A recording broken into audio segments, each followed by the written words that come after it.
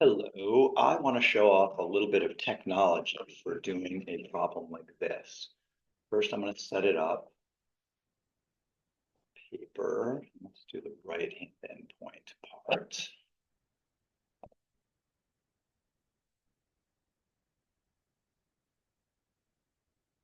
First thing you should do in a problem like this is take a look at the graph, see what you're getting yourself into. So I want to look at this function, 1 over x squared plus 4 on the interval from -2 to 3. To do that, I'm going to use Geogebra today instead of Desmos because Geogebra has a nice feature. I'll show you. So my function is f of x equals 1 over x squared plus 4. And zoom in on a little here. And GeoGebra has some nice zoom features. So section, I'm going to go to the move graphics view. And then I can grab the axis and just scale the y-axis. So that gives me a little bit better view of the function there. And so I'm curious about this function from -2 to 3. And I can see at -2, it's a little over 0.1 for the y value. At 0, it's about 2.25, and then at 3 is a little under 0.5. I'll make a rough sketch of that on my paper.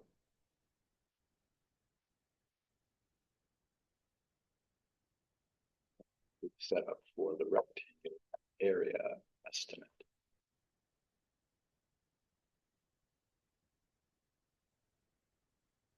Okay, there's -1, -2, 2, 3 is over here, and then we'll go up 1/10, 2/10, 3/10. So here was a little over 1/10 for -2, and at 3 it was a little under 1/10. So we have a curve that looks kind of like this. There's my rough estimate of it. And I want to find this area here. I'm going to estimate that. Sum of a bunch of rectangles. This one right here, I want to go on the interval from, again, -2 to 3. So we need to figure out what is our delta x. How often are we going to jump to make our rectangles? And that's always the width of the interval divided by the number of rectangles you want. And here we have n equals 10 rectangles. So 3 minus -2 over 10 is 5/10, excuse me, or 1/2 or 0.5, however you want to refer to it. Either of those is nice. So every half a unit, I'm going to make a rectangle. So here and here and here. So those are going to be my 10 rectangles. And here I'm going to use right-hand endpoints first. So when I draw my rectangle up, I use the right side of the interval to make the rectangle. Draw all of them, but just a few of them. So this is the area all the way across that I want to set up. My x values, I'm going to list a few of them. X0 would be -2 on the left. And then I'm going to keep jumping by a half, increasing. So x1 would be -1.5. And x2 is going to be -1, and so on. So usually I like to list the first few and the last few. So the last one would be the 10th x value. That's going to be 3. And the one before that should be a half right before us. That would be 2.5. The general formula to calculate these is going to be, we'll call those our xi's.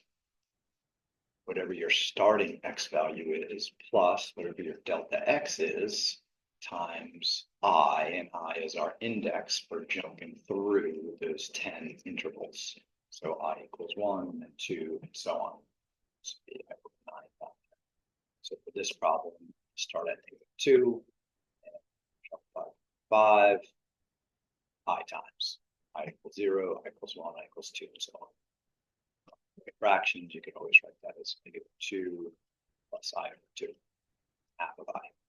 So I had a couple of different ways I can write it. Now I could find the individual areas one at a time. So the first one has a base of 1/2, and then the height is the function value, plugging in the right value, which would be 1.5, so that'd be 1 over. negative 5 squared plus 4. That'd be the area of this first rectangle. Second rectangle is a width of 1/2 times the function value. So that would be -1 right there. The next one, so -1 squared plus 4, and so on, all the way up to the last one. Last one. Be this one right here. Dot, dot, dot. And again, 10 of them's not too bad. You can totally write this out. Do it by hand on a calculator, not too bad. But what we want to do here is write this up in summation notation. I have a calculator do it for us. So setting up my summation. First, I want to worry about the boundaries in a minute. I know the width of the rectangle is always 0.5. The height of the rectangle is always the function value, where I'm going to plug in an x value, square it, and add 4. Those x values happen to look like that, or like that, whichever way you want to write it. I'm going to write it this way. So in there, I'm going to plug -2 plus 5/2.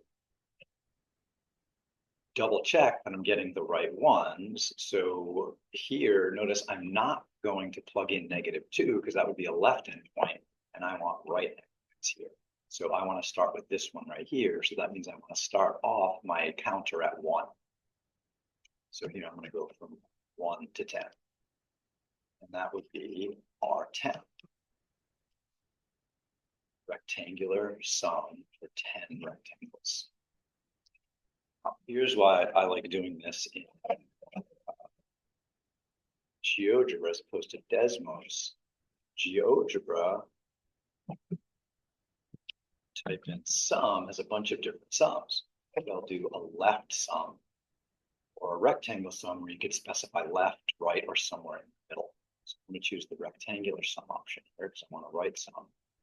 It wants to know my function. Well, that's f of x above. Wants to know where I want to start. Start at x equals -2. It then wants to know where I want to end. It's prompting me here. X equals 3.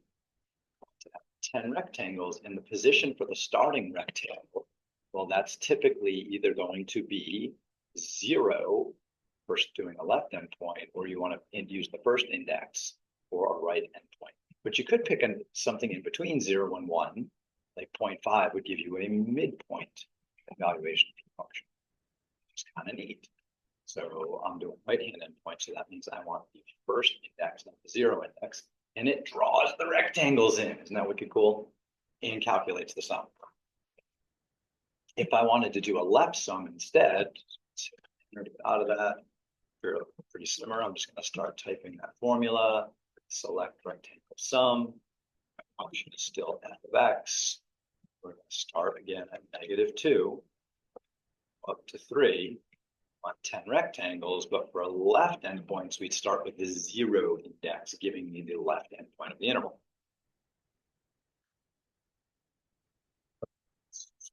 Near that, pick a different color for that, just for fun. Reddish instead.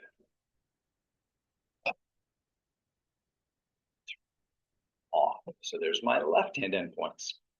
So that's one reason I like Geogebra sometimes better than Desmos. Desmos, similar. Now notice, I didn't have to enter my summation here, which is another cool thing. All I had to do is say, here's my function. This is the interval. I want 10 intervals, and I had to pick left or right, 0 or 1. That. In Desmos, you would have to figure all of this out to do it. So again, there's pros and cons of each. Let's just test this out in Desmos. Let's grab the function. It's fun.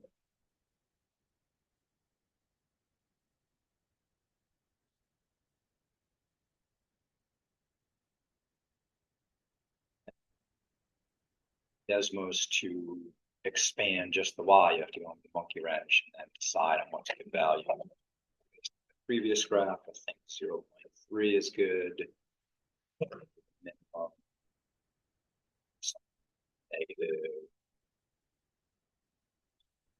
-1.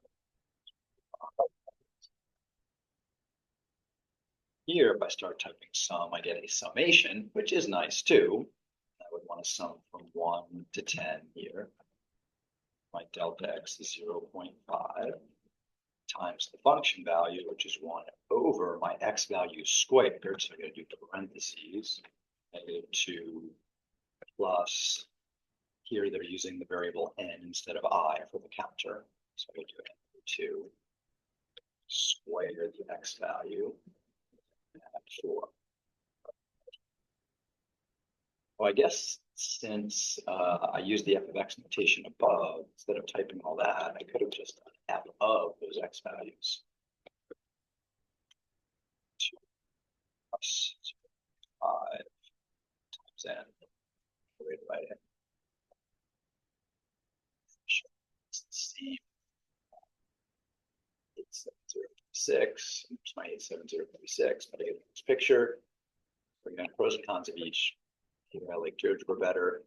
Here, if I wanted to do a left sum, I would tweak it. Copy paste. I would start at 0, but then I would have to end at 9.